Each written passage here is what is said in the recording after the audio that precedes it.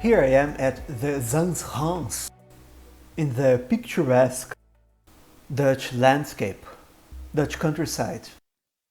I'm just coming out of the Mill Museum and I chose to start recording from this site precisely because there are fewer tourists around. It's harder to record where there's really big crowd and you have to keep turning and avoiding colliding with other people in general. And it's really calm here, as always. The Netherlands have been keeping up with the cold and wet, with the windy and wet. But nevertheless, now that the sun has been setting a bit more and there are not as many people around here, the scenario has become more tranquil a bit. So, after I learned to pronounce Zaanse Schans, or actually learned to mispronounce it perhaps, this naturally is along the river Zaan. It's pretty much the river Zaan valley, and it's most known for its many mills. We're going to go across one that's closed right now. There are currently I think 5 to 8 mills, and the ticket you buy at the entrance lets you visit 2 of them. So, for like 30 euros, 30 something, you can visit 2 mills of your choice, and also a couple of museums, the one at the entrance and the Mill Museum right back there. Some mills are closed, they are not all open, but each one is dedicated to one specific purpose. Like, there is a sawmill, there is a mill for grinding cereals, there's a mill for making paint, there are many mills with different purposes. And the reason there's specifically one mill for each purpose here is because this location is not original. This is something I was rather surprised by. Of course, I couldn't come to the Netherlands and not take a look at some mills. I had hoped to also see the ones in Rotterdam, but unfortunately there wasn't time there. So, Zaanse Schans in Amsterdam will be the only one here. But these mills are all original. Right next to the beginning there's also a quaint village, a picturesque village, and all the buildings are original, but their location isn't. They were brought here. From what I've learned from many of the information cards and the booklets they give you, there were once like 1,200 mills around here, 600 at the same time. Currently there are 8, and none of them are actually from here. What happened is that a lot of mills were getting brought down. Some conservation effort was made to actually try to preserve the mills, and they established like a park here and brought many of the village buildings and the mills here. So that's how we ended up getting this region. I'm going to try to film from inside one of the mills, but I'm not sure whether it will be possible, mostly because of the large amount of tourists. There are so many people. Here it's pretty calm because I started from the end, so I'm going counterwise the normal flow. But as I get closer to the larger mills and where they are closer together back there, it's way more likely that there will be so many people I can't hold the selfie stick in front of me, or there will be a lot of noise, and so on. I thought about not using the microphone so you could hear a bit of the insects and a bit of the birds, but considering the wind, wet and windy, the Netherlands, you wouldn't hear anything. From here you can already see that here, one of the large mills, ones that's now open, there's quite a lot of people.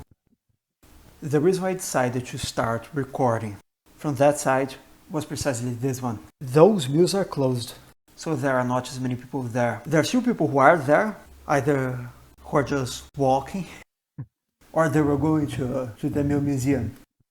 So once we get closer to the actually working mills, it got harder to film.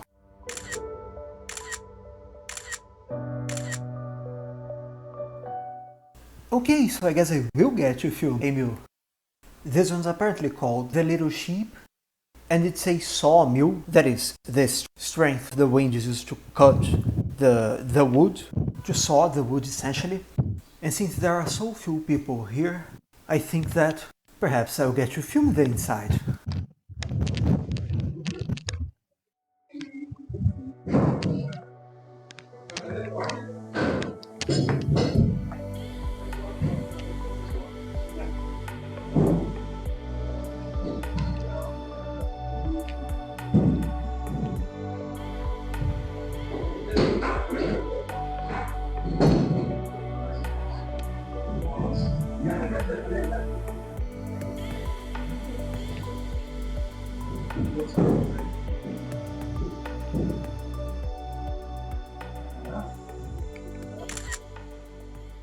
Here we are at the balcony of another mill, this one a very particular one. It was used to grind pigments. I mean, the outsides of them are not that different. The outsides, what really matters is exactly what the wind strengths turn inside. But I believe this is probably going to be the last view we get from the Schans.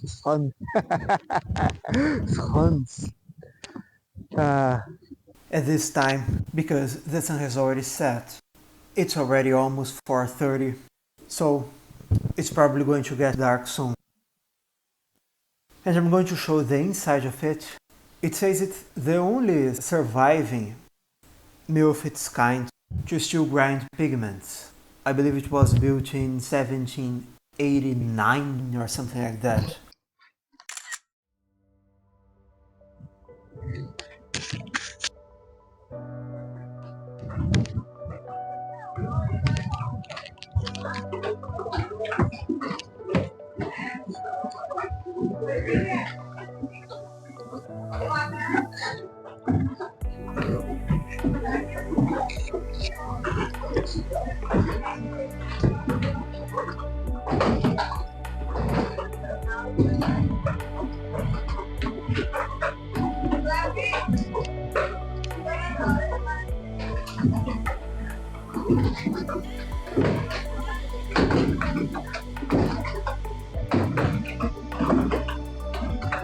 You can feel the ground shaking a bit here.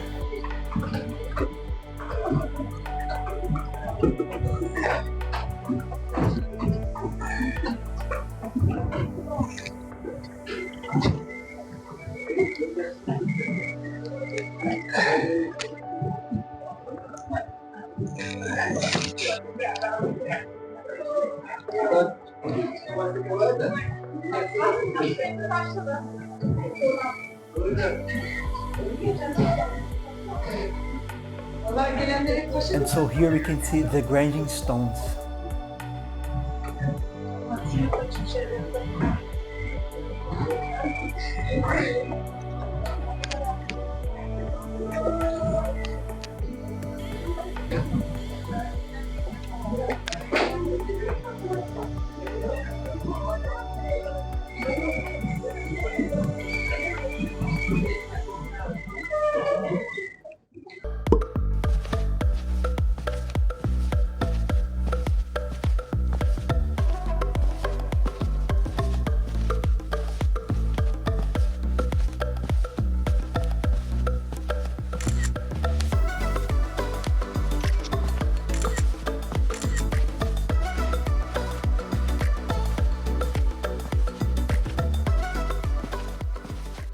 And so here we end this lovely day at the Zaanse Schans with night falling, even though it's like 5 p.m. And one thing to know about the Netherlands, things here usually close at 5 p.m. And by close at 5 p.m. I don't mean that they'll refuse to take our orders after 5 p.m. I mean they will literally throw you out of the building after 5 p.m.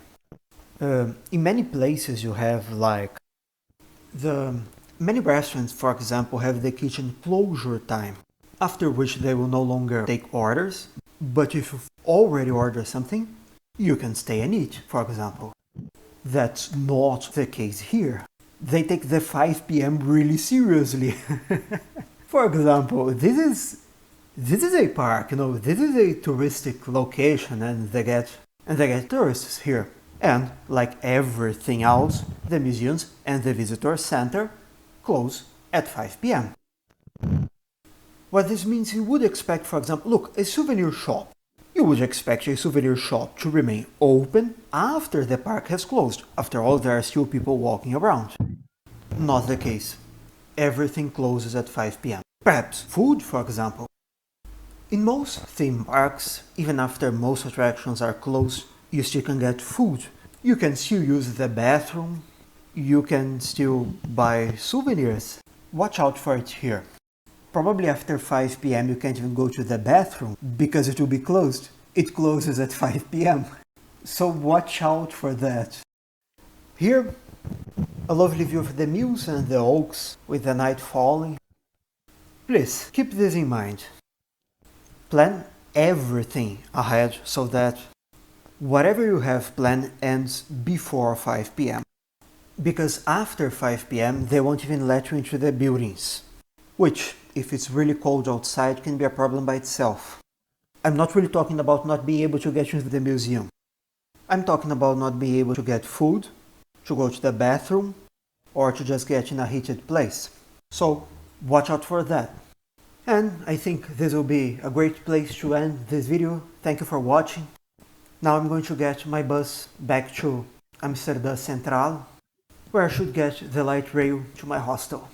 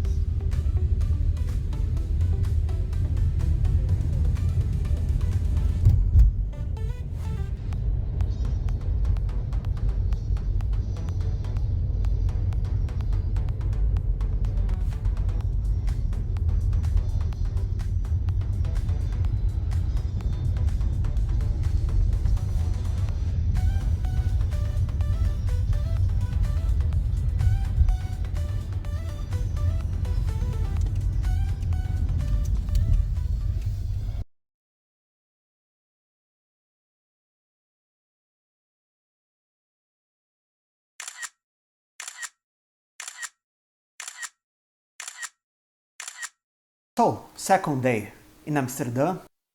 Here I stayed at a hostel for a different experience. As always, very windy. It's very cloudy, but today it isn't raining. Look what an advancement we have. Here, at least from what I've learned from the